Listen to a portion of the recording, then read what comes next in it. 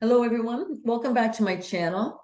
Today, I have the privilege of having two beautiful women with me and what we're going to be talking about today is the prioritizing of the children. And these two special guests with me today, they have a different approach to parenting that I've had the privilege of hearing them share with me how they view parenting.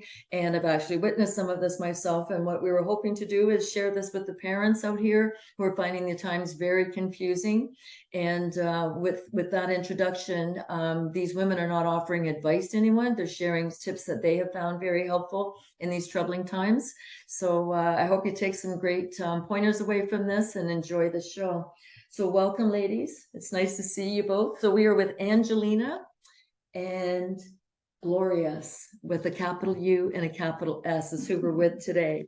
So, and what we wanted to talk about basically, when we were talking, we realized that there really isn't any information out there for parents that tell them what to do during these times. So we're considering this to be like a source guide for parents and talk about all the things that you wanted to know but couldn't find in a book. So that's kind of what we've come up with to create this podcast around. So welcome, ladies. How are you doing today? Great. How are you? I'm doing great. Fantastic. Yes, you're more than welcome. So I really love your parenting style. I love how you talk, and I've known you quite a bit longer. So just things that you've said, things I've seen you say, when you're dealing with the family and things along that line. That's what I wanted to share. So I have some questions. So one, I love our chats and find that your ideas that pertain to parenting and standing in their magnificence, I find that refreshing because so many parents are taught not to trust themselves or to doubt themselves or that somebody's more qualified than them to make decisions. And I think that's just, in some ways, I would consider that even professional narcissism to assume that you're more qualified to parent the child than the parent. So where did they go so offside? We're not here to talk about that so much today, but I really want to bring it back that the parents start trusting themselves and shaking the paradigms. So what I was going to start with this is role models. What is the significance of being a healthy role model, and what does that include? So GlorYus, I'm going to ask you to start with that question because you did tell me when we were talking at one time, you did tell me how you view parenting. And the example I'm going to give, if you want your children to eat healthy as an adult, as the parent. So can I ask you to go in? Do you have any insights there that you want to share? Yeah, I think with parenting, it's all about exactly you said, just being that good role model, being the person that you want to be, and emulating that, living that, having that same lifestyle that you truly believe is working for yourself. And that's no way to teach her, right? For not just your children, but everybody around you, where you're the source of inspiration, motivation, and light. And yeah. Yes. So I think it's just more important to just be that person for yourself, and then it will definitely transpire to your children. Very nice.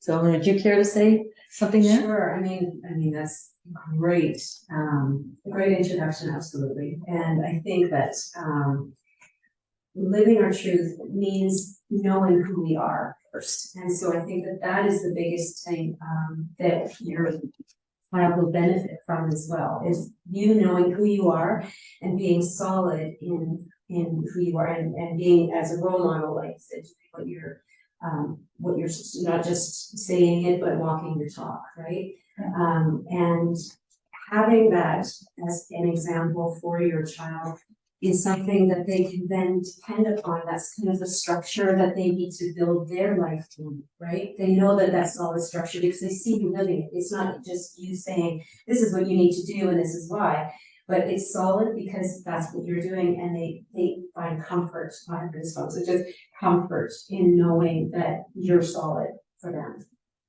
Yeah. Can you apply that to an example in your life? Well, one of the things I think always goes back to is when my son was a baby, there was a huge thing about the sleep hygiene and letting them cry it out. And oh my gosh, that was something that made me feel absolutely horrendous, just the imagining of it, because to me, babies aren't manipulative. Babies are just there. They're just beings. And all I could imagine was that little child, and he didn't sleep for the first year and a half, so neither did I. So this was me being like, I had to really commit to this. But what came to me was that little being looking out of those eyes and crying and thinking, because they don't know what the world is, nobody's ever coming for me. And that just impacted me so deeply that I always made sure that even though it wasn't always easy, because getting enough sleep affects your life, but I was always there for him because I needed to be there for him. It was my responsibility.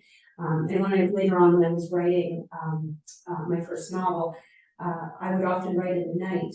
And so I didn't have very much sleep. Like getting up in the morning, he's 6 years old, getting him off to school, I would be like, that wasn't his fault. I am here to be his mom while I'm sending him off to school and having a wonderful day. So making sure that I know who I am and making sure what my priorities were the most important thing. Totally. And I think as a parent, we've been taught, I don't have children this lifetime, but as a parent, we've been taught that kids can be a hindrance. And the other one was kids should be seen and not heard and all kinds. And yeah, and I really want to make a point for the people listening today that you understand where we're coming from. We're just sharing information. This is not about blaming yourself. If maybe you didn't, you did something that in hindsight you would change now, you didn't know. And I think that's part of the problem, is that there's not enough good information out there.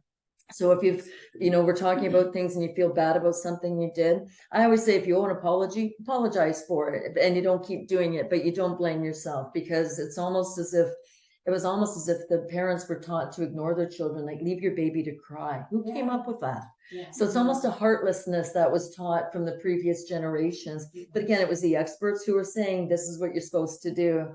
And what I really hope is going to happen is the parents are going to start empowering themselves to say, yeah, no, I got it.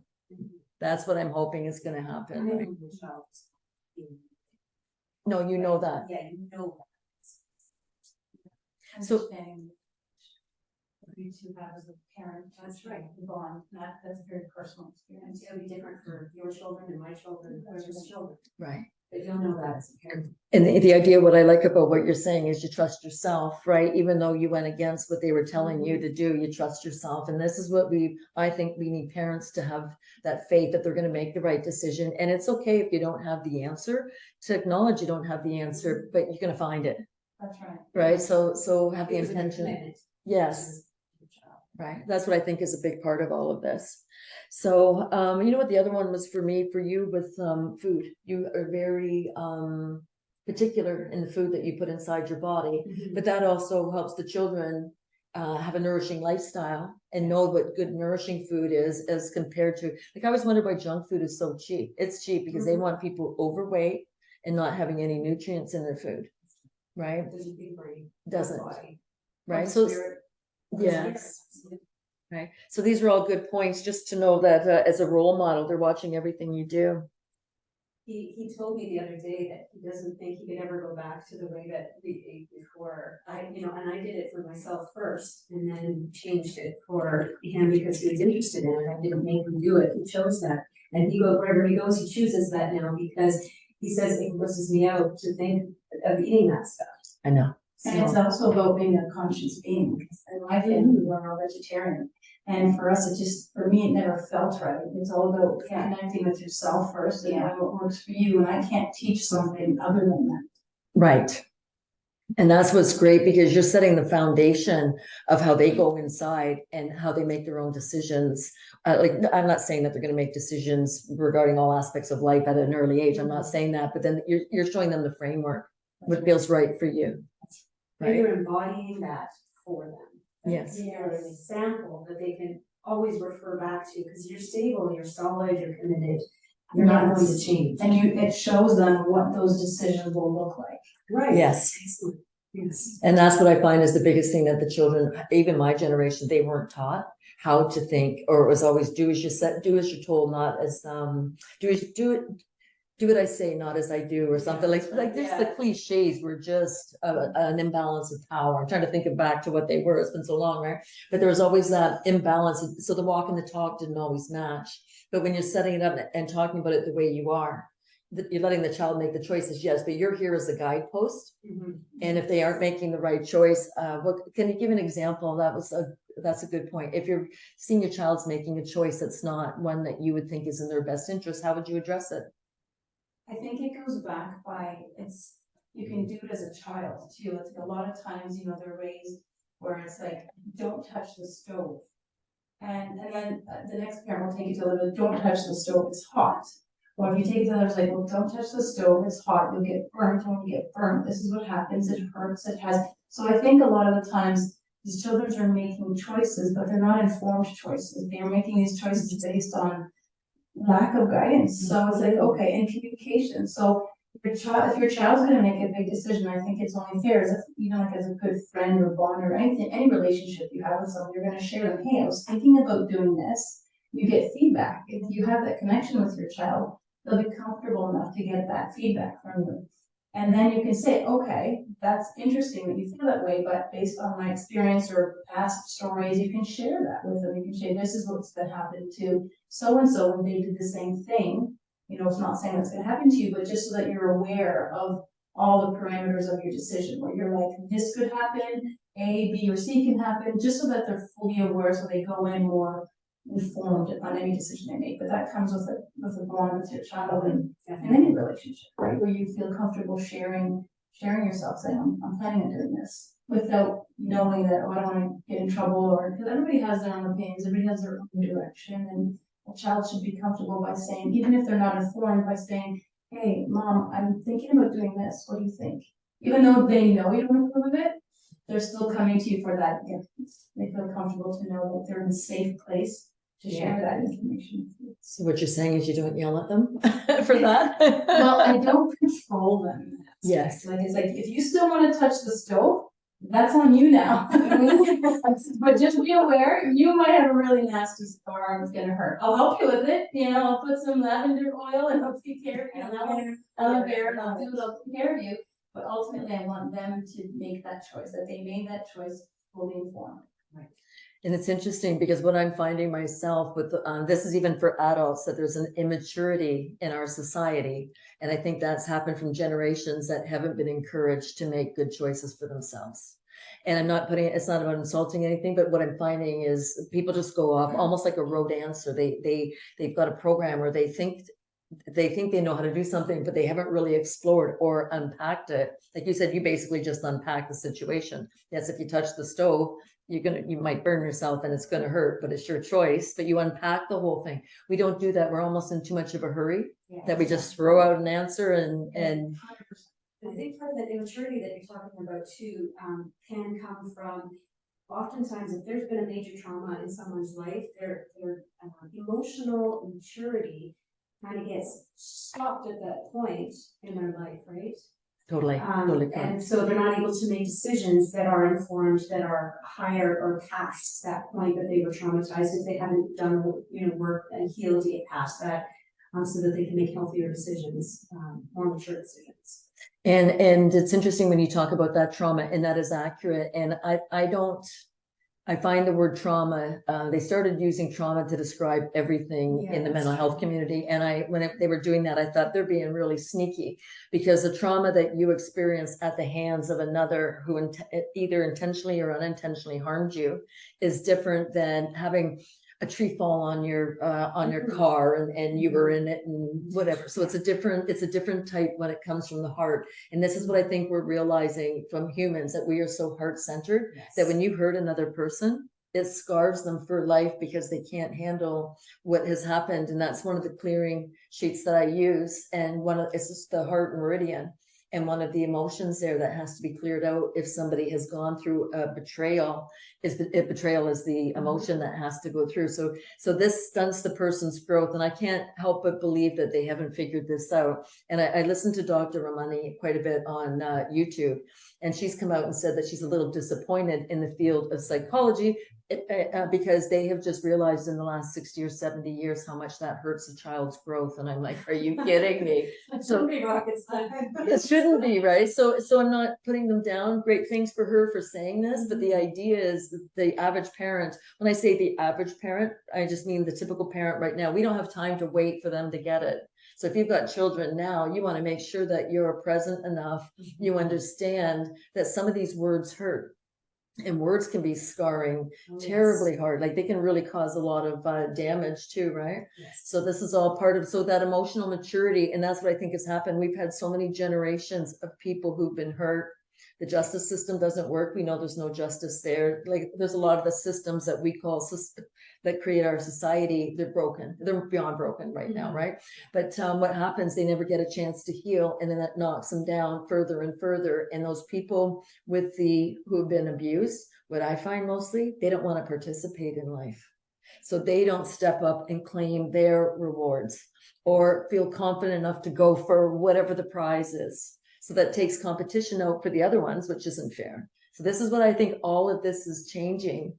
That people, so we've got multi-generations right now that we're looking at. So we're looking at people who are doing the work and healing from whatever they've experienced. Yeah. They may or may not be parents right now, but they're also trying to find new ways to relate to their children. Yeah. So that they don't put their children through the same thing. But so I'm going to ask your opinion on this. So when you look at a parent who they want to change how they're parenting, but the idea, so what I see sometimes is sometimes they feel guilty because of what they did, and then they end up overcompensating. Do you have any recommendations for what people can do to not overcompensate? So they realize, so I'll give an example. This is awful. I'm going to use me as an example. When I was a babysitter, I was a nanny when I was in my teens. The one boy, I would pin him down on the floor, pin his hands above his head with one hand. This is brutal. And I would tickle him until he had tears in his eyes. So I was bigger than him. I thought I was being funny. So basically I was abusive to him, and we got along. It's not the point, but I had no business doing that. But nobody told me as a babysitter, don't do that. But once I realized I had done that, I didn't write him a letter. I hadn't seen him in a number of years, but I made sure I apologized, but I recognized what I did was wrong. I think and that's don't do it exactly again. what it's about. Exactly. And I think like we are our children's first teachers, Yes. and we didn't come with a manual. So when we are growing and learning as our children are growing and learning, so are we. We're learning about this new personality, this new interests. These are individual sovereign beings. That's so right. We want to encourage that and empower that. And they teach us more than sometimes we can teach ourselves. Yes. So to just be easy on yourself, and when, exactly to your point, when you did something that you was kind of thought it was fun in nature, and you look back on it and you say, well, you know, I think that, you know, I want to apologize for that. Being vulnerable to your children is such a good moment for them to realize that, hey, like, they can make mistakes too. They're not the end all be all perfect human being. And to apologize and say, hey, I'm learning the same way you are. We can learn together. These are my experiences and this is how I feel. And it's okay to be vulnerable to your children to say, I'm sorry, I think I took that too far. Because that's a teaching moment for them. Yes. And then they can see that as like, oh, okay, that's how that made me feel. My mom apologized for that. So then I don't want to make anybody else feel like that too. I've been very open with my son about that too, and whenever something like that comes up, I said I'll always be the first to apologize if I've made an error, or if you share something that I didn't realize, maybe we were in a hurry or something like that, and that you felt not heard or dismissed or anything like that. But I'm very conscious of it, but we all make mistakes, right? And I love what you said about that. It shows them that it's okay to make mistakes, and that you can repair that relationship by apologizing and connecting again, because that's the thing that's missing, I think, in so much of this is a real connection. Oh, and I've also been really open with my son about how there were so many cases in my own childhood where I didn't feel cared for and heard and loved, as a lot of us are. And so I told him that I want to make very sure that if he doesn't feel heard, if he doesn't feel cared, to share that with me, because that is always my intention, to make sure that he is feel honored and loved and cared for. Yeah, and being that example of strength and the vulnerability. When you're like, yeah, the two together are so powerful. People think being vulnerable is weak, but it's not. It's such a superpower. Yes. And it teaches so much to the children, and then hopefully just try not to repeat it. So if you're about to make that same bad habit, you can start to make jokes about it and realize, okay, I'm going to work on that, where you're learning to grow together. Yes. And that's so big, because it takes so many days to change a habit too, right? So if it's something that not coming up every day, That's right. and then or you have a keyword, or your child will give you a keyword, and they're like, oh, it almost happened again. And then you're starting to learn and build and grow new habits together. And that's interesting because it's really important, I think, that when you're raising children, that they all know they have a role and they can be a little different and they can all be unique, but they have equal value in the family. So your role as a mom is different than the role of a child, but they both have equal value, different responsibilities. Yes. And that's what I think they're missing when they're teaching parenting. They're not teaching how to make everybody equal. Right. And that's not like picking favorites. I'm not talking about that, or black sheep, you know, so. And one story comes to mind with that a lot for me, because I've always seen, no matter how big or how small or what age, I still see this individual as an individual. And it's important that they know that they have that empowerment, even if they're 2 or 1. And a lot of times it was like, you know, if they grab something like a knife from a kitchen or grabbing scissors the wrong way, you know, the first instinct as a parent is no, give it back, or you grab it, or, you know, you don't give them that trust or responsibility for them to give it back to you the right way. But if you slow things down and if you just come to their level and you're like, that's very dangerous, I don't want you to hurt yourself, can you please give it back, versus like ripping it out of their hands out of fear. They're taking away their sovereign choice for that. That's And right. It's going to be different for every age. And it's habitual, because I've seen that happen to so many parents. And it's like their first instinct is protect, but you're also creating habits. So then what does that teach the other children at the playground? That they can rip and grab and demand. And we just all have to slow down and just see everything as a teaching moment, because I think you mentioned about the Stu Peters quote, that parenting is such a blessing. And I know that you're No, Tucker Carlson. Tucker Carlson. You want to read that? Sure, yeah, I'll give you that. He said, raising children is a privilege. What an incredible opportunity for a parent to raise a child according to their values and morals, to help shape them into the best version of themselves is an honor. What a wonderful outlook. You know, if more people took that perspective, with enthusiasm and optimism and excitement and the wonder that children bring into our lives, you know, because that's their gift to us too. We really see things through their eyes. I think that's the biggest gift that, you know, one of the biggest gifts anyway, of being a parent, is seeing things anew, the way that, and it's not even through your own eyes anew, it's through another being's eyes that you see it again. Exactly. It's such a gift, it's such an honor. Yes. And you can slow things down and see it that way, and you embrace every moment. But this is, I think, a problem that we've had from intergenerational trauma, because in other generations, survival was the focus. It wasn't about whether or not your children were hurt. Usually it was better if they weren't hurt, you know, in their perspective, because it would cut down on the amount of time that they're spending in survival mode, because that's what it was. And I'm not saying that that was wrong or bad, it just is what it was at that time, right?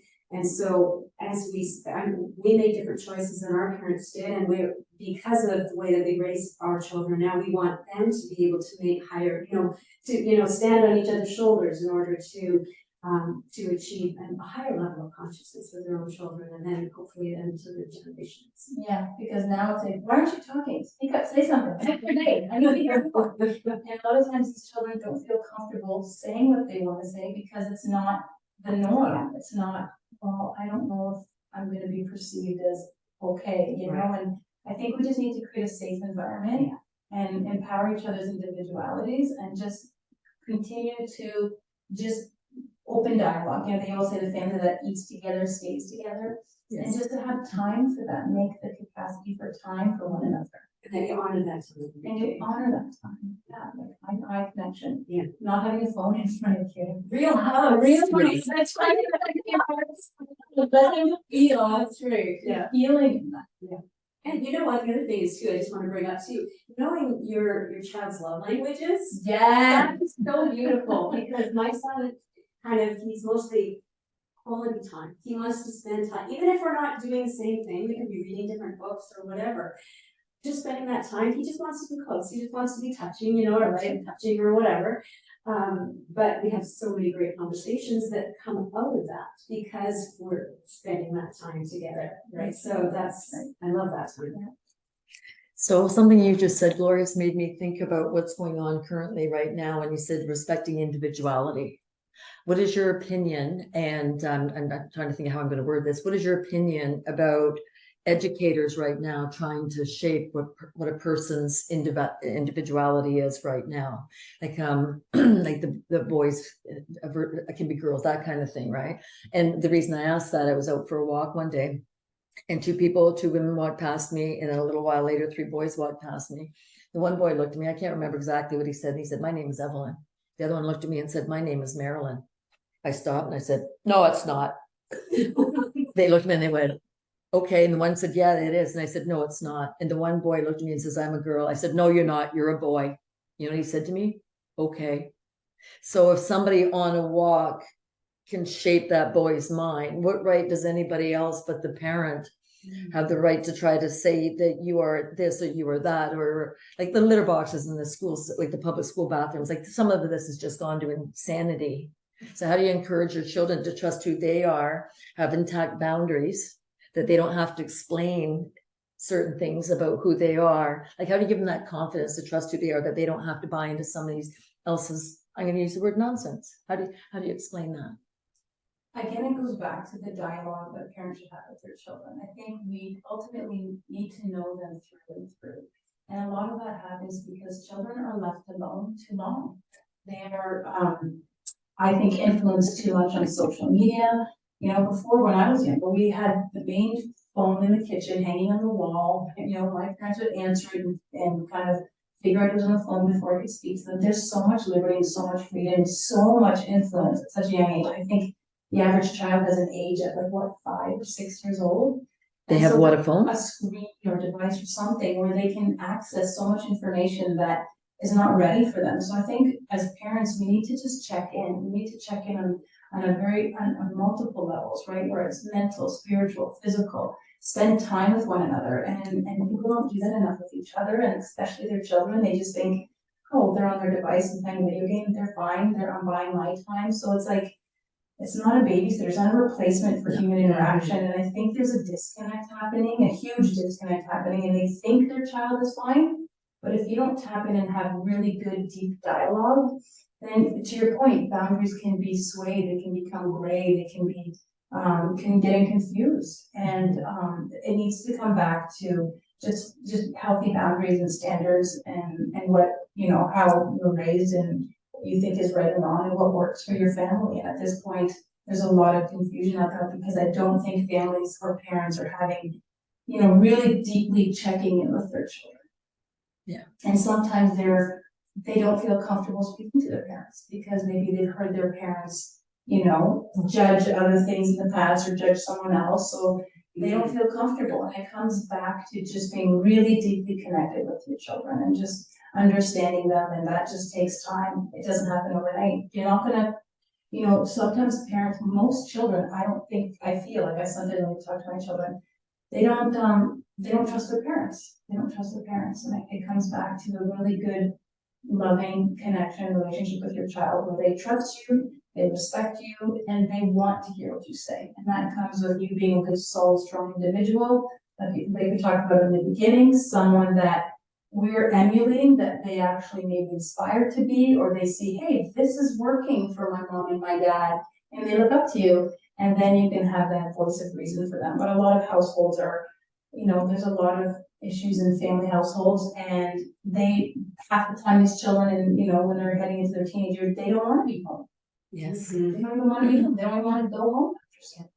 So a safe place is school. So they think, okay, my teacher seems pretty confident, so I'll go to her. So it all starts at the grassroots of just the family dynamics. It has to be solid. There can't be any confusion. And I think that's when they'll come back to you for advice. And it's interesting that you're saying that, because I've been talking to different people, and I was interviewing with a man who he works with companies within companies, and he tries to get the generations to work together. And what he said was the millennials were taught that the baby boomers are at fault for the way the world is. Mm-hmm. And I'm listening to this and I'm thinking, what? So we're all getting blanketed with one label of baby boomer or what age, but they're saying that Generation Z are doing the same with the millennials. So they're all being taught to be mad at the people above them. It's all division. So we have to understand exactly what you said. I agree with what you're saying, but understanding that other people might be trying to divide for their own agenda. Right. But even keeping it simple, like I've been married incredibly happy for 23 years. So if something's working, you know, Yes. when you look at the stats of divorces, what are they going into now?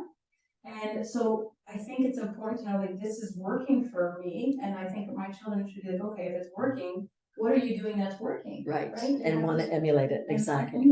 And And that's what I like. And I know, I look at the divorce rate, I look at a lot of that as being intentional, divide and conquer, that men and women have been encouraged to be against each other. And a lot of times people look at relationships about what they can get out of it and not what they can experience in it. And this is going to sound awfully cynical, but I know that. But what I found was when I'm looking at the divorce rates and I'm looking at people aren't encouraged to have a loving relationship, they're not even taught what makes a relationship outstanding. Like the empathy, the loyalty, the fidelity. They're not taught about generally wanting to have a good connection with your partner. They're like, oh, guess what they did today? But this is what they're being shown on TV. But what I think the bottom line comes down to, you've got a divorce, or you're divorced now. So now you need 2 houses. Maybe you need an extra car, you need extra furniture, you need extra clothes. And I think it's just marketing. I love it. Good for the economy. It just keeps it all going. That's crossed my mind. I'm not saying that's the situation for every one of the situations of divorce, but when you look at it economically, everything's about the economy, right? Everything's about money, money, money, and the materialism. So I think that's fantastic. And I also like the idea, I don't know if we've talked about this or not, but you showing your children how to have a loving, respectful, romantic relationship with your partner. And showing and role modeling what that looks like, that 2 people can love each other and respect each other and be together and work together. I think if we can see more of that, the children will be seeing that, and then we're not going to be seeing the insanity that society is turning into. Like and the not the show. Hollywood version on Netflix, because they see what's happening on there. It's like, nobody said this was easy. No relationship is easy. You know, it takes time, it takes some effort, and it starts with working on yourself. Yes. You know, you have to have a very good solid foundation, and there can't be confusion. There needs to be healthy boundaries. There needs to be a lot of self-care, and it's really a balancing act. Yes. It's about figuring out the balance, and it doesn't mean you neglect anybody in that process. It's just managing it, and it's not easy, but that's why people like us who think that if someone succeeded, we just want to share that message that there's support out there, and there's tips, and there's advice, and as long as we keep the dialogue going and open, we can be here to empower one. And having a vision, like a joint vision, is a huge thing, because like, as you were just saying, Sandy, about the division, it's what we're being taught is that it's you against the other person, right? Yes. Your spouse, right? Whereas in reality, if you were united and it's you against the problem, or you against the world, or you against the issue, then it gives you that sense of camaraderie, that gives you that sense of connection and unity, and that makes a strong family unit. Totally. You know? And we're not seeing a lot of that in the education system. And I know I've done different videos and talking about this. GlorYus was a feminist. She brought in the feminist movement of equal, like, get out there and work like a man, and you're getting shortchanged, creating some of that victim mentality. I'm not saying this is the way for everybody. She's out there telling all the women, get out there and have sex like a man. You have every right to be out there. Then you find out she's CIA. There's a video of her. So a lot of the feminist movement is designed to destroy the family unit. And these are her videos. I've got them. If you guys want, I can send them to you so you can see it. But everybody thought she was so up and coming. So women sometimes are destroying the feminine energy, the feminine aspects of ourselves by promoting the masculine in the feminine. The example I'm going to use is sometimes I'll be out here and I watch the garbage get picked up in a recycle. And girls are aspiring to be garbage men now. Like, that's what you're aiming for. And I watch them throw my bins around. Like, they're worse than the men throwing it around. It's like, why are you expressing your masculine energy and not the divine feminine that you have in you? And this is what I'm finding is they're getting confused. It's almost like a role reversal where the men have to stand down. And I'm hearing the men are afraid of the women. But when we hear some of the women talking, that's why I love talking to you two, because you're talking the loving side of being a member of a family, being the moms, being the feminine energy. You're talking about the loving energy. And this is what the girls aren't being shown. Yeah. Right. I'm finding a lot of that. They're being encouraged to be the exact opposite, to get out there and kill it for the job and get promoted and it's not getting left with the boys, and the men are getting left behind. Something that occurred to me several years ago, I might have shared with you already at some point, but I realized it kind of came to me that because of my own son, it's like he's not going to be able to choose. He will only be able to choose his partner by how much he has seen the divine feminine embodied in his own mother, you know, at least for the first part of his life until he then starts doing his own inner work, you know, but up to that point, that's what he's going to see. And so I want to also be as much of a loving, feminine, supportive, strong role model, so that is what then he will be attracted to, is someone who's healthy, who's taking accountability for her own self, who honors herself for being feminine and not Definitely. just, you know, I'm strong and, you know, I can do anything, and then it's not about that. Definitely. And Love allowing you're for saying that. men to feel masculine. Yes, Like and he loves doing that too. he wants to protect. There's times now where my older son, who's 19 now, he's like, I can see on him, he wants to have a little bit of a role reverse where he's like, no, I want to take care of you now. He does it in subtle ways where it's like, you know, I'll drive. It's like now he's like, I don't even go behind the driver's seat anymore. It's like he wants to lead, he wants to, and honoring that. Beautiful. And he wants to start to protect. And it's like, it's a beautiful, because it makes my life easier. So like, why wouldn't I want to enjoy that? And that's amazing that you recognize that the men do lead. That is what men, they lead. So men are considered the electric energy, women are the magnetic energy. And my understanding is even in automation, you get the electric spark out there and then the magnetism follows. So when you think of when we're dancing, the man leads. If you've got both of you leading, you're not dancing, you're stepping on each other's toes. So everything is designed the way it's supposed to be, but we've gone and got our. Yes, they are. They have a different. So this is a lot of the work I'm doing is understanding the insanity that was, you know, being brought on about 58 different options, and you can be one of these 58 things. But I was looking at this, that what is a man of integrity? What's a woman of integrity? Is that you know who you are, you're walking, you talk, match. When you say you're going to do something, you do it. You follow up. You want the best for all parties involved. Sometimes you can't. Sometimes you have to put the other person first, whether it's romantic, whoever it is. Sometimes it's that way, but it's not all that way. And women have been taught to give up themselves and be seen and not heard again. You know, that kind of thing. So then women get real quiet. Do you know how many women? So one of the female traits that I find the most amusing, not the most amusing for this reason, but it's receiving, the ability to receive. Do you know how many women overgive to hide the fact that they don't feel worthy of receiving? Right. So I'm constantly, you know, working with people and saying, just slow down here. You're gonna receive this, and you're just gonna say thank you, and that's all you. Because they turn around, they want to do something for you because you've done something for them. Because they're worthy. They are, but they are not taught that. It starts with yourself. Right. Because everything starts with yourself. And again, it goes back to that balance and that flow we were talking about. And it's like, once you work on yourself, it doesn't come to the aspect where you're not making dinner for your family or you're neglecting your children because you have to do, I don't know, a massage. You know, it's like, it's about a balance where it's like, okay, I can squeeze in a massage or a workout at this time. And it's like I said, it's not easy. It's a juggling act. But it becomes really good once you figure out the flow and there's support and you have a support system, right? And appreciation and there's value on all aspects, and it becomes a beautiful harmony. Like it's a dance. It's a beautiful dance. And you feel fed by that because there's no lack. Then you're just it's a total give and receive, and without even thinking about it, almost. That's right. And I love that example that you use with dancing because in the beginning we're all stepping on each other's. We're like, no, you're not good at that until you figure it out. But it happens through dialogue and practice. Yes. So that's why we have to be able to forgive each other. Yeah. Because that's part of the process. And it's the same as figure skating. You need him, the male, who's the stronger of the two in figure skating, because when he throws her in the air and catches her, you couldn't have a big man landing on a woman, you'd crush her. But it's the same dance. So she's the star of the show, but you need him. Without him, there's no show. So we need to honor both aspects of the masculine and the feminine in relationship. But what's happening, like I said, with that movie Barbie, I've heard nothing but horrendous things about that movie destroying the esteem of the males, that we don't need them anymore. Well, there's no man out there who would feel good by not being needed. But this is the influence of the entertainment industry, trying to show people this is how you do it. And it's like, no, ladies, you know, it's interesting what you said about your son. Because when you're talking about him looking for a partner, one of the rallies I was at a couple of years ago, these two young men came up and they like my son and they started talking to me.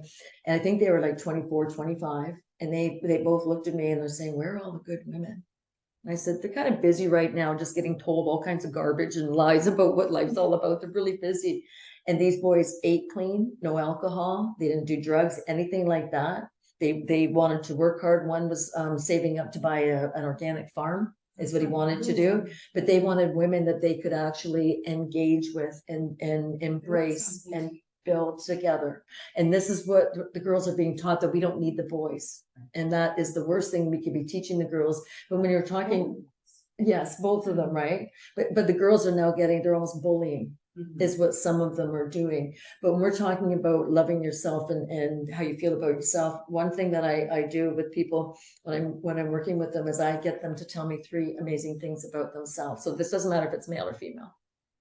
And do you know how many people can't stop and name 3 things, amazing things about themselves? And I look at it that they're not looking. So if you're trained not to look, to understand how magnificent you are, how amazing you are, doesn't mean that you're going to go and put yourself on some sort of ego trip. But you have to know, we all know how amazing we are individually and collectively. But when I can get people to come out and put 3 things, write out 3 things about themselves, I say, don't tell me you're a good cook, you're good at cleaning the house. That's not, you're beyond that. So, but we're not taught to look for what's amazing about ourselves. So if all we find what's wrong with ourselves, what do you think you're going to find that's right about you? And again, this all affects the self-esteem. So I'm wondering, like, even with the education system, with the insanity that's going on, has anybody asked the educators, what do you love about yourself? You hate yourself and you're teaching children to change. And we're trying to hate their job. Right. But right.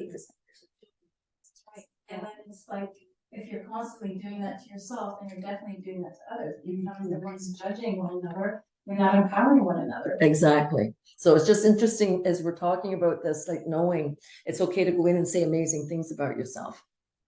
So is there any last minute tips or anything else you want to share with people that you think is important? Like we can go into intuition, there's so many things, but I thought this is probably long enough for one session, but I'd love to do this again. And I think that would be great. Exactly. No, this was great. Yes. Well, you're more than welcome. Thank you, Angelina and GlorYus. This has been absolutely amazing. It's been wonderful having you here and just sharing ideas. And I hope this goes somewhere, that we can even do a series on it or what have you, of empowering the parents to trust themselves. So maybe next time, we're going to talk about intuition is what I'd like to talk about, and how to increase your inner knowing. So yes, so that's perfect. You're very welcome.